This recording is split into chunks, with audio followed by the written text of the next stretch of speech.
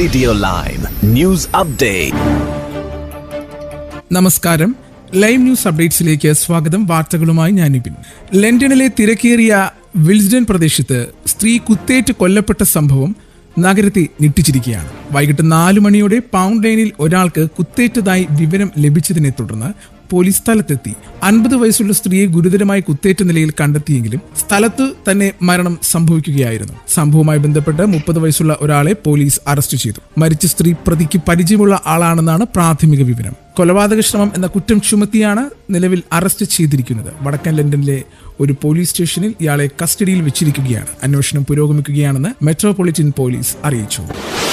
European യൂണിയനുമായി പ്രതിരോധ മേഖലയിൽ കൂടുതൽ സഹകരണം ശക്തിപ്പെടുത്തുവാൻ ചർച്ചകൾ വീണ്ടും ആരംഭിക്കേണ്ടതാണെന്ന് ബ്രിട്ടീഷ് പ്രധാനമന്ത്രി കെയർ സ്റ്റാമർ പറഞ്ഞു. അനിശ്ചിതമായ അന്താരാഷ്ട്ര സാഹചര്യങ്ങളിൽ സ്വയം പ്രതിരോധിക്കുവാൻ കൂടുതൽ ശ്രമം വേണമെന്നും പ്രതിരോധം ചെലവും സൈനിക ശേഷിയും കൂട്ടുവാൻ യൂറോപ്യൻ രാജ്യങ്ങൾ ഒരുമിച്ച് പ്രവർത്തിക്കണമെന്നും അദ്ദേഹം അഭിപ്രായപ്പെട്ടു. യുവിന്റെ സേഫ് പ്രതിരോധ ഫണ്ടിൽ ബ്രിട്ടൻ വീണ്ടും ചേരുന്ന കാര്യം പരിഗണിക്കാമെന്നും സ്റ്റാർമർ സൂചിപ്പിച്ചു. 150 ബില്യൺ മൂല്യമുള്ള സേഫ് പദ്ധതിയിൽ ബ്രിട്ടൻ ചേരുവാനുള്ള ചർച്ചകൾ 2025 നവംബറിൽ പരാജയപ്പെട്ടിരുന്നു. പ്രവേശന തുക കൂടുതലായെന്നായിരുന്നു ബ്രിട്ടന്റെ നിലപാട്. EU ഏകദേശം 2 ബില്യൺ ആവശ്യപ്പെട്ടതായിട്ടാണ് ചർച്ചകൾ വഴിമുട്ടുവാൻ കാരണമായത്. എന്നാൽ ഇപ്പോൾ എല്ലാ ഭാഗത്തു നിന്നും വീണ്ടും ധാരണയ്ക്ക് സാധ്യതയുണ്ടെന്നാണ് പുറത്തുവരുന്ന റിപ്പോർട്ടുകൾ സൂചിപ്പിക്കുന്നത്. ഡൊണാൾഡ് ട്രംപിന്റെ നാറ്റോ വിരുദ്ധ പരാമർശങ്ങളും ഗ്രീൻലാൻഡിനെ കുറിച്ചുള്ള ഭീഷണികളും യൂറോപ്പിൽ ആശങ്ക ഉയർത്തിയ പശ്ചാത്തലത്തിലാണ് പുതിയ നീക്കം. സൗത്താംപ്ടൺ യൂണിവേഴ്സിറ്റി ഹോസ്പിറ്റലിൽ ഇന്നലെ പുലർച്ചെയുണ്ടായ തീപിടുത്തത്തെ തുടർന്ന് മേജർ ഇൻസിഡന്റ് പ്രഖ്യാപിച്ചു. ഇന്നലെ രാവിലെ 5:30 തീപിടുത്തത്തെക്കുറിച്ചുള്ള വിവരം ലഭിച്ചതിനെ തുടർന്ന് Hampshire and IL of white fire and rescue service ഹോസ്പിറ്റലിൽ എത്തി തീ നിയന്ത്രണ വിധേയമാക്കിയിരുന്നു. സംഭവത്തിൽ ആർക്കും പരിക്കേറ്റതായിട്ടൊന്നും സ്ഥിരീകരിച്ചിട്ടില്ല.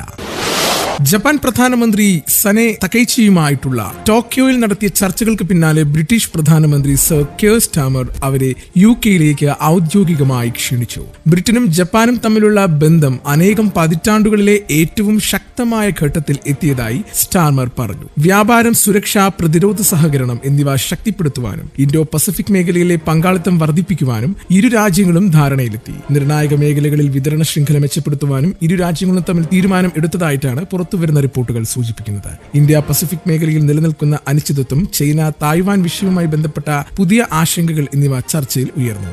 ലോകമെമ്പാടുമുള്ള അസ്ഥിരതയെ ശക്തിയോടെയും വ്യക്തതയോടെയും നേരിടണമെന്നാണ് ഇരുവരുടെയും അഭിപ്രായം. യുക്രൈനിലെ പിന്തുണയ്ക്കുന്നതിൽ ജപ്പാന്റെ നിലപാടിനെ സ്റ്റാമർ പ്രശംസിച്ചു.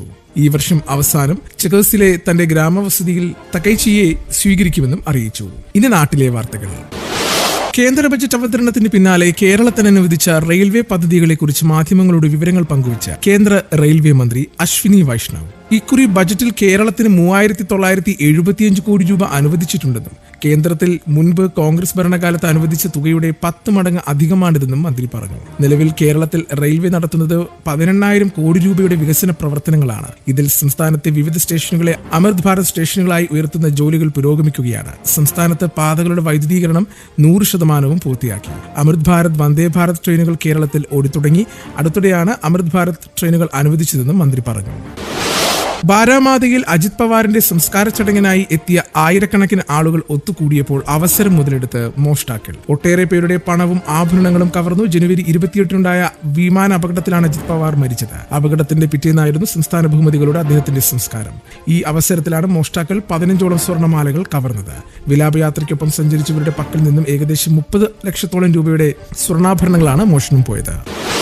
നിയമസഭാ തെരഞ്ഞെടുപ്പ് അടുത്തിരിക്കെ കേന്ദ്ര ബജറ്റിനെ ഏറെ ആകാംക്ഷയോടെയാണ് കേരളം ഉറ്റുനോക്കിയത്. വൻ പദ്ധതികളുടെ പ്രഖ്യാപനമുണ്ടാകുമെന്ന കണക്കുകൂട്ടലിൽ ബജറ്റിനെ രാഷ്ട്രീയമായി ഉപയോഗിക്കാമെന്ന് കരുതിയ BJPക്ക് കടുത്ത നിരാശയാണ് ഫലം. കേരളത്തിനൊന്നും നൽകിയില്ലെന്ന LDFന്റെയും UDFന്റെയും രൂക്ഷ വിമർശനത്തിന് മറുപടി നൽകുകയെന്നത് BJPക്ക് എളുപ്പമല്ല. കേന്ദ്രം മുൻപ് നൽകിയ പദ്ധതികൾ എണ്ണിപ്പറഞ്ഞും അത് നടപ്പാക്കുന്നതിൽ സംസ്ഥാന സർക്കാർ വീഴ്ച വരുത്തിയെന്ന് ആരോപിച്ചുള്ള വിശദീകരണമാണ് ബജറ്റിന് പിന്നാലെ BJP സംസ്ഥാന അധ്യക്ഷൻ രാജീവ് ചന്ദ്രശേഖർ നൽകിയത്. കേരളത്തിൽ പിടിമുറുക്കുവാൻ ശ്രമിക്കുന്ന BJPക്കെതിരായ ആയുധമായി ബജറ്റിന് ഉപയോഗിക്കുവാനാണ് ഇരുമുന്നണികളുടെയും ശ്രമം.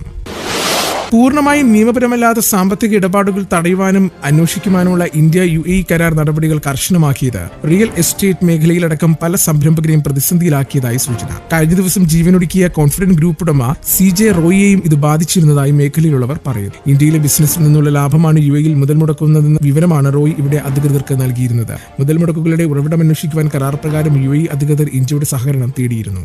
മാസങ്ങളായി കോൺഫിഡന്റ് ഗ്രൂപ്പ് അടക്കം പല റിയൽ എസ്റ്റേറ്റ് സ്ഥാപനങ്ങളിലും ആദായനികുതി അധികൃതർ നടത്തുന്ന പരിശോധന അനുസരിച്ച അന്വേഷണത്തിന്റെ ഭാഗമായിട്ടാണ് വിവരം. സാമ്പത്തിക ഇടപാടുകൾ അതിന്റെ വീഴ്ചകൾ തടയുവാനും വിവരങ്ങൾ പരസ്പരം കൈമാറുവാനും സഹകരണ കരാറിൽ ഇന്ത്യയും UAEയും 2018 ഒപ്പുവെച്ചിരുന്നു. വനിതാ പ്രീമിയർ ലീഗ് ക്രിക്കറ്റിലെ നിർണായക മത്സരത്തിൽ UP വാരിയേഴ്സിനെ 5 വിക്കറ്റിന് തോൽപ്പിച്ച ഡൽഹി ക്യാപിറ്റൽസ് ടൂർണമെന്റിന്റെ പ്ലേ ഓഫിൽ കടന്നു. നാളെ നടക്കുന്ന എലിമിനേറ്റർ മത്സരത്തിൽ ഗുജറാത്ത് ജയന്റ്സ് ആണ് ഡൽഹിയുടെ എതിരാളികൾ. ഇതോടെ UPയും മുംബൈ ഇന്ത്യൻസും ടൂർണമെന്റിൽ നിന്നും പുറത്തായി. മത്സരത്തിൽ ടോസ് നഷ്ടപ്പെട്ട് ആദ്യം ബാറ്റ് ചെയ്ത UP 20 ഓവറിൽ 8 വിക്കറ്റ് നഷ്ടത്തിൽ 122 റൺസ് നേടി. 3 വിക്കറ്റ് വീഴ്ത്തിയ ഡൽഹി പേസർ മരിസൈൻ കാപ്പാണ് UP ബാറ്റിംഗ് നിരയെ തകർത്തത്. മറുപടി ബാറ്റിംഗിൽ ഷഫാലി വർമ്മ, ലോറ വോൾവോട്ട് എന്നിവർ മികച്ച തുടക്കം നൽകിയെങ്കിലും മധ്യ ഓവറുകളിൽ പതറിയ ഡൽഹിയെ ഒരറ്റത്ത് ഉറച്ചു നിർത്തുവാനുള്ള ക്യാപ്റ്റൻ ജമീമ റോഡ്രിഗ്സ് ആണ് വിജയത്തിൽ എത്തിച്ചത്. ഇനി ഇന്നത്തെ പൗണ്ട് വിനിമയ നിരക്ക് 125.14 രൂപ. ഇതോടുകൂടി വാർത്തകൾ കഴിഞ്ഞു. കൂടുതൽ വാർത്തകൾ അടുത്ത ബുള്ളറ്റിൻ.